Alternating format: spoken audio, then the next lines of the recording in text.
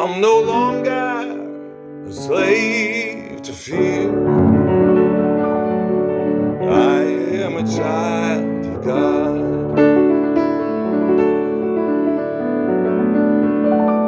Good evening.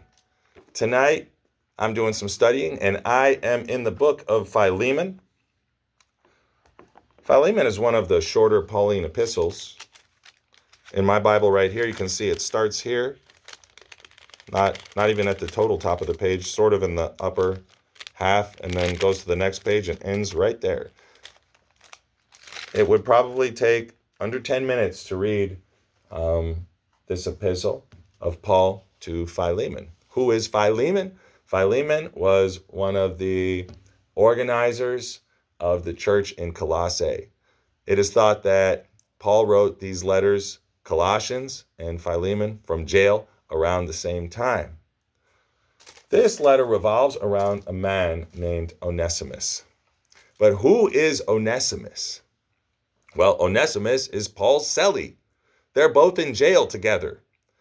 And it just so happens that Onesimus is also a former slave of Philemon. So they're connected. There are multiple theories about how Paul came into contact with Onesimus, but I like to think that they met in prison.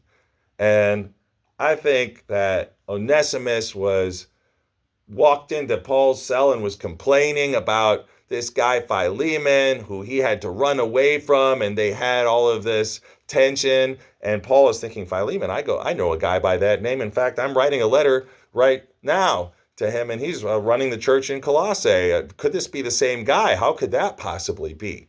Well, what happens is that Onesimus is converted to Christ. And this letter is instructing Philemon that Onesimus is coming back. Now, what must Philemon be thinking? Like, this guy caused me so much trouble. And what is Onesimus thinking? Because this is the guy that he ran away from. So it's interesting like that. So what Paul says is, in 1:16, that Onesimus is coming back no longer as a slave, but more than a slave, a brother beloved. I like to use the interlinear translation here. So that's Uketi hos doulon ala huper doulos adelphon agapeton. No longer as a slave. Doulos is the word for slave, but more than a slave. Huper doulon. Huper is where the word super comes from. More than, or above, or over that, over a slave, more than a slave, huper doulon. But now a brother beloved, adelphon agapeton. And agape is the word for godly love. So we see here adelphon, brother, and agapeton, a loved, much loved, beloved brother. He's coming back. So how cool is that? Now, I like this verse 1:11 as well. The one once useless to you, but now both to you and to me useful. That's in 1:11. And it's talking about Onesimus. He was once useless. Ton pote soi archeston. Christos is the word for use or useful. Christos. So this is akriston. He's useless to you. Nuni de kai soi kai emoi eukriston. So he goes from akriston to eukriston, and eukriston, you is good, right? So now he's like the complete opposite. Let's just reflect on this for a minute, okay? And let's take a look at this King James translation. What does this one say? This says, which in time past was to thee unprofitable, but now profitable to thee and to me. In time past, he was causing trouble, Onesimus, but now he's profitable. And I want you to accept him as an equal. So what is Philemon thinking at that time? I've got to take this guy back. I've got to forgive him. I've got to open my heart. I've got to listen to what Paul is saying. He's a convert. He's a Christian. He's no longer a slave. And he's useful. But useful in the sense of being a servant of the Lord. So how incredible is that? But what is Onesimus thinking? Onesimus is thinking, well, I'm no longer a slave. I'm going back. I'm going back to the place that I tried to run away from. Does that resonate with you? Because that resonates with me. Because when I first came to Arizona in 2021,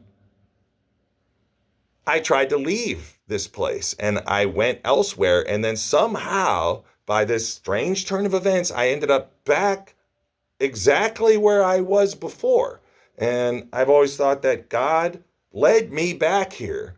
I know that. And it's just these types of things happen in our life where we try to get away from something, but it turns out that we're actually supposed to be there in the first place.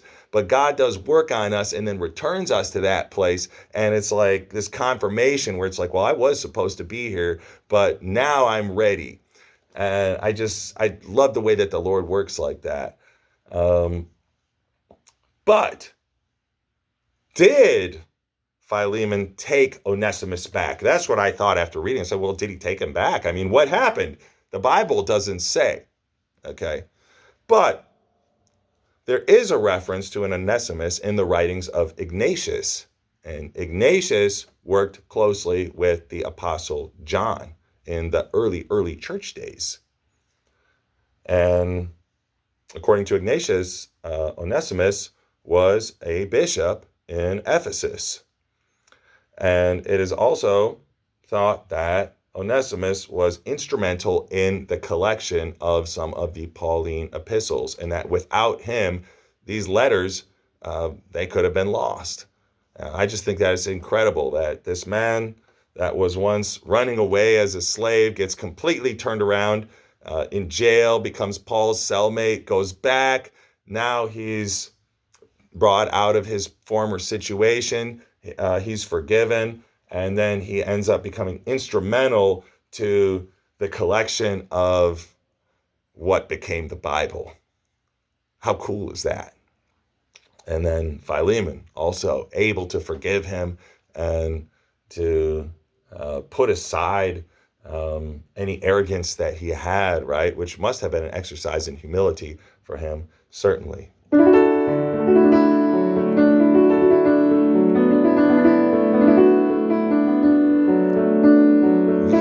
Unravel me with a melody. You surround me with a song of deliverance from my enemies, till all my fears are gone. I'm no longer a slave to fear. I am a child of God. I'm no longer a slave to fear.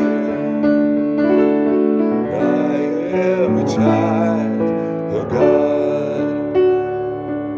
Have a wonderful and a blessed evening.